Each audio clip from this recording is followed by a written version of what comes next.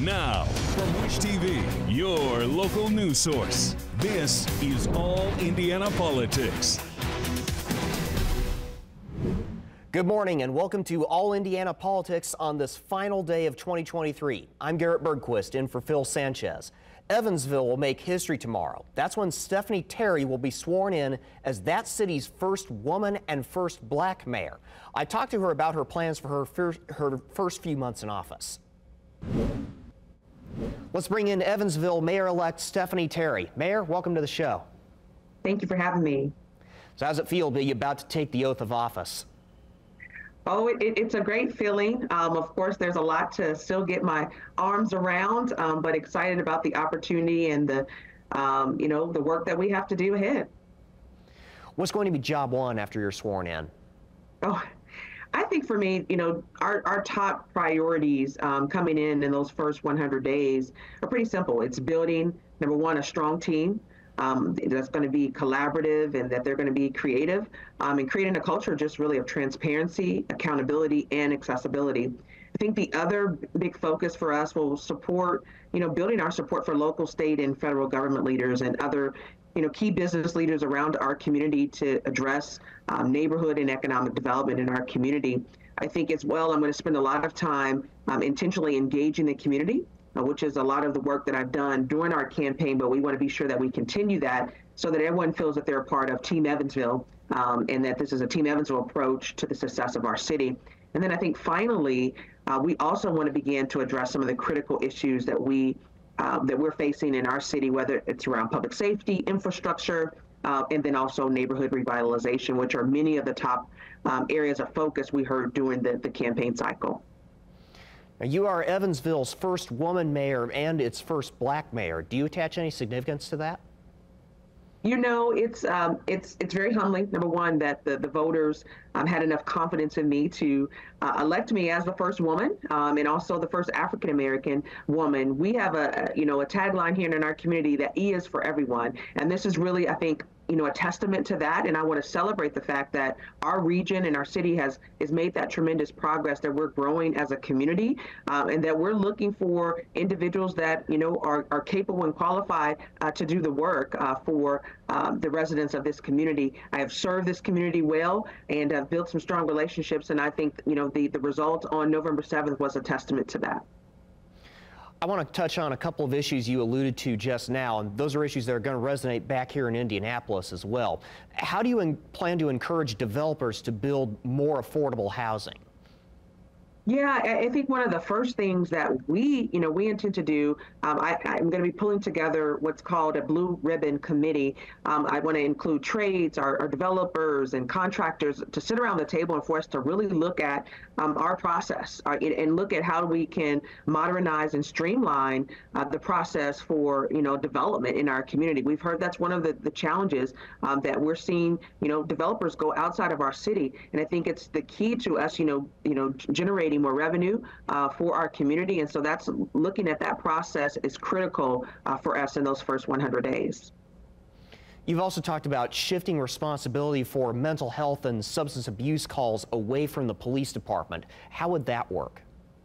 Yeah, already we have a strong crisis response team with our local police department, as well as one of our, mental health facilities, Southwestern Behavioral Health Care. And so when our teams are going out and they have a mental health run or a situation, they're inviting those crisis coordinators to join them on those runs. And I think it's been a great partnership, and I think we're going to continue to see that program grow again, so that we're providing the right support that individuals need when they're in crises. During your campaign, you said you'd reinvigorate code enforcement in the city. Why is that important? I think it's important when we talk about neighborhood development in general. Everyone wants a clean and safe neighborhood. And so, we need to find where there's opportunities where, low-hanging fruit in terms of enforcement, being sure that we are responsive to, issues that are being raised in the neighborhoods, and that we are cleaning up where we can in areas, whether that's, abandoned homes. Those tend to be magnets for crime. And so addressing those type of things, I think, will be important to, uplifting the neighborhoods as well as addressing safety in our community. As I alluded to earlier, a lot of the issues we just talked about are concerns here in the Indianapolis area as well. Tell me about the role that cooperation among major cities plays in addressing issues such as housing and mental health.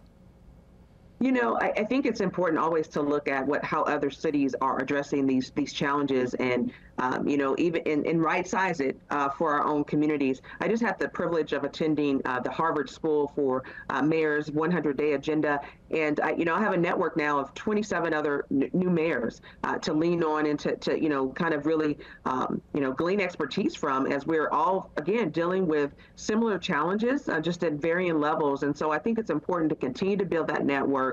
And to be on one accord, especially as we, you know, in dealing and talking with our state leaders and representatives, that we are ensuring that we're on the same page and how we can continue to get support in our areas of the state. And I think, you know, Mayor Hofstadt has done some tremendous work in Indianapolis, and I look forward to the opportunity to learn from him and to work with him as we continue to move our state as a whole forward. You're a Democratic mayor, and Republicans still control all the levers of power at the state level. How do you plan to work with lawmakers and statewide officials to find common ground? Yeah, I've served on the Vanderbilt County Council for a number of years, and I was in the minority there. And I worked really in a professional manner, in a bipartisan manner with that group of individuals, and I intend to do the same with state leaders. I have a network of Republicans that I can utilize to help make those introductions, and I will lean on them to do just that. Our outgoing mayor is going to be a part in making sure that we make those connections at the state level to maintain the relationships we've already established, and to make sure that our agenda and our priorities are relayed to the state leadership so that we can continue to make some meaningful impact here in Southern Indiana. Stephanie Taylor is the mayor-elect of Evansville. Thank you for joining us. Thank you so much for having me, Gary. Coming up, another incoming mayor faces a big cleanup when he takes office. Richmond's new mayor joins us next. Welcome back. Richmond, Indiana is still cleaning up 8 months after a massive fire at a former plastics warehouse. That's one of the biggest tasks facing incoming Mayor Ron Ohler. I talked to him about the cleanup and his plans to revitalize downtown. Let's welcome in Richmond Mayor-elect Ron Ohler. Ron, thank you for joining us. Glad to be here today. Thank you for having me. I appreciate the opportunity to share a little bit of my story and a little bit of my vision for the city going forward. How does it feel to be about to take that oath of office? It's been daunting. It's been daunting since the election November 7th. I've had a lot of meetings, a lot of planning, meeting with staff, department heads, but I wouldn't be here without faith in God and support from family and friends and even the city employees who supported me on this transition. I've been on Richmond Common Council for 3 terms, 12 years, so I'm not new to the city government, just new to stepping up to the role as the mayor of the city, and I'm really excited for the future. You said public safety will be your first priority, including implementing community policing. Yes. What conversations have you had about that so far, and what will that look like in practice? Well, one of the things I did is I brought in a new police chief, a new chief of police, and 2 new assistant chiefs, all of whom are veterans of law enforcement from next door from the sheriff's department.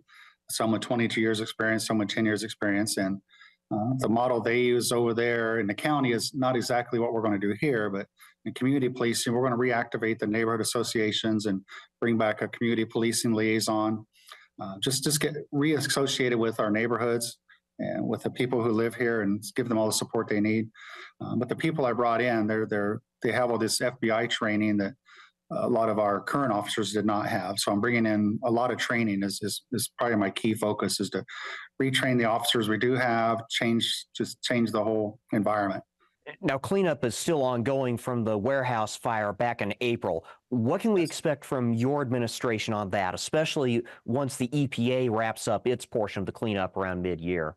I'm glad you asked, because we just received an update. To date, the EPA has removed 466 tons of steel that they cleaned on site and were able to sell to a local recycler, generating $124,000, which will offset some of the costs. They're going to try to recycle as much as they can. And they moved out 700 tons of non-hazardous waste, just fire debris. And eventually they're collecting that stuff that tested hazardous. There was an old industrial building there that burned, and there was some asbestos in that building. So that's the part they're cleaning up is about 2/3 of the 14 acres. So the EPA made that a brownfield site because of the chemicals, and they're taking care of all that. When they're done, there's still some land to be cleaned up, and it's unclear whether or not the EPA will finish cleaning it up or if the city will be responsible. The previous owner really hasn't taken any action. That's kind of how we ended up here anyways. How would you rate the response so far from the city, state, and federal government on this? Oh, they've been great. Lieutenant Governor Suzanne Crouch has been over here a couple of times, been a good help. IDEM was here the next day. EPA was here the next day. So IDEM and EPA worked together and decided that once they finished the testing, and you may or may not know that there was a plume for about 3 days. So the EPA's had people all around the city and even into the county and over to in Ohio picking up debris. So we had people in white hazmat suits for a long time with schools closed. I live across from an elementary school. We saw them on the roof of the elementary school. How do you plan to bring business back to Richmond's downtown? That's a great question. You may have heard that Earlham College and Richmond was awarded part of the Lilly Grant 8, and that'll bring $25 million in direct investment downtown because Earlham's, that grant is for revitalizing downtown. And with the public-private match, that's another $80 million. So we're over $100 million downtown. And we have a developer out of Indianapolis who builds resort-style market-rate apartments. We're very close to closing on tearing down our old Elder Beerman building that's been empty for several years now and building 140, 150 market rate resort-style apartments right downtown. And once those apartments are in, what's really awesome is that's a few steps away from, less than a quarter mile away, walking down a path to getting to the Whitewater Gorge. The Whitewater River dissects our city. So part of the Lilly gift is activating that Whitewater Gorge. Some of the help and ARPA dollars are going into that. Some of the RAID dollars are going into that. We've been able to attract companies like Blue Buffalo in the last few years. So you may know that Richmond has had Purina Mills here for a long time making zoo food. And for more than 25 years, we've had Hill Science Diet making pet food here. And for about 5 or 6 years, Blue Buffalo's been here making pet food. So all these animal food manufacturers have led to another development. We're getting a railroad spur in our industrial park because Anchor Labs, who provides the base chemical ingredients and vitamins to these, is building a railroad spur in a station there to actually make their materials right here. So Richmond's seen a revitalization it's never seen before. By the end of my first year, 4 terms, we're going to have invested $150 million downtown. You've expressed concerns over the state of the city's finances. Now that you're coming into office, how do you plan to keep Richmond out of the red? That's a great question. The mayor sets a priority for the budget. And our past mayor, the last couple of years, presented us unbalanced budgets, and it was passed by a margin. It was approved and passed. I will work diligently to bring in a more balanced budget. I've already been working with the controller and all the finance people and a large group of people on how we can improve government finances, both on the revenue side and reducing on the expenditure side. Coming up, Indiana's best political team looks back on the biggest stories of 2023 and looks ahead to 2024. Welcome back to All Indiana Politics as we welcome in 2 members of Indiana's best political team, Democrat Dana Black and Republican Allie Bartlett. So let's begin by looking back on 2023. What was the single biggest Indiana political story of the year and why? Allie, we'll start with you. Yeah, I mean, I was giving this some thought, and honestly, I think the fact that 2023 wasn't a huge year for political stories was kind of the story, right? I think we had a pretty successful year throughout the state of Indiana. I will say it was a major accomplishment for the GOP to see its first female chairwoman in Anne Hathaway. That was an exciting story. I think we've seen a record number of individuals jump into the Republican primary for our governor's race coming up in 2024. I think that was a really big story. And I think the successful outcomes of the municipal elections around the state was another big one that I was focused on. Dana, same question to you. Well, I have to say the court ruling on the abortion ban in Indiana was huge. Unlike Ohio and other places, we don't get to have say in our policy with referendums. So unfortunately in Indiana right now, women who need reproductive health care will not be able to seek it. So I think that is the single biggest issue, because it impacts over half of it can impact over half of our residents here in Indiana, and I think that is incredibly significant. Also, I have to speak on the fact that the State House continues to deny parents of LGBTQ+ kids parental rights to make decisions about their children. They continue to take those parental rights away from those parents. So that's a struggle for a lot of young people who really do need that reaffirming health care. So overall, Indiana has found a way to attack health care for the women and other marginalized communities, which is, to me, troublesome in a big story, healthcare and the denial of it. Actually, I just want to jump in real quick and say it's actually the complete opposite. The state of Indiana has given power back to parents over the LGBTQ issue related to children. They are making sure that parents have the power to make those decisions for their children. We are huge advocates in the state of Indiana for power for parents. And I do agree that the abortion ruling was huge, and it was a positive step forward for the state of Indiana. The governor signed into law the inability for a parent to make a decision about the gender affirming care for their child. So no, they took that right away. No, they took the right away from children and doctors to make decisions in the absence of parents. We'll have to move on. This being New Year's Eve, let's look ahead to 2024. This is going to be a very busy year politically. Let's begin with the legislative session. It starts a week from tomorrow and will go for about 2 months. Dana, what are you watching for from state lawmakers? Well, I have to watch out for Aaron Freeman. He seems to think he's the 26th member of our city county council. Indigo is making some improvements to improve public education or public transportation here in Indianapolis, and he continues to find ways to just be the 26th member of our city county council. I'm watching to see if he can stop funding Indigos for the blue line that's supposed to go down Washington Street. Plus, the city county council passed the no turn on red ordinance. He's trying to get that overturned. So I'm going to keep watching to see if he's actually going to be a state senator in the state house, or is he going to be a city county councilman here in Marion County?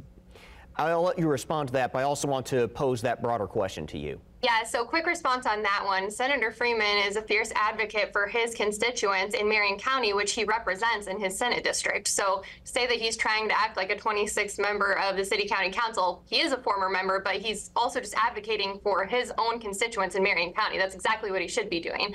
So I'll be excited to see what Senator Freeman has going on. I would like to say that there's probably not going to be a ton of fireworks this session. That's a short session, is not meant for huge initiatives, but I know that the state legislature is going to be taking a look at some education issues around literacy. They're going to be working towards good outcomes on the child care discussion. And really, I think they're going to be focused on technical corrections and other things of that nature, which is exactly what the short session is intended for. We've got about a minute or so left here. I want to briefly move deeper into the year. The primaries are on May 7th. Allie, Mike Braun right now is the favorite to win the Republican gubernatorial primary. Who poses the biggest threat, and what's most likely to trip him up? Yeah, so I honestly really haven't given a lot of thought to the next in line, because I have complete confidence based on what we've seen that Mike Braun is going to be the winner of the primary for the gubernatorial election. We've had a lot come out from Suzanne Crouch, and Brad Chambers has also been putting a lot out there. I think that, on the economic development side, Brad Chambers has a lot of experience. He's pushing that business leader kind of outsider narrative. And obviously, Suzanne Allie, Crouch I'm coming up on about 30 seconds here. I want to briefly get Dana in here. Jennifer McCormick, the Democratic frontrunner right now. Who on the Republican side does she most have to worry about, and what will she need to do to flip the seat? Got about 30 seconds. I think she has to worry about all of them. There's not one Republican that she should not be worried about. I would like to see Suzanne Crouch come out of the primary, but we know Republicans aren't really going to put a woman in as governor, so I'm not really sure. But I would love to see her get a chance to be the next person in line if there's a we'll Republican. Have to leave it there. Thanks for joining us all throughout this year, Dana and Allie. We'll be right back after a moment. All right. Thank you. Thank you for joining us for All Indiana Politics. We'll be back here next Sunday morning and next year at 9:30. And be sure to check out our All Indiana Politics podcast on wishtv.com. Have a happy new year.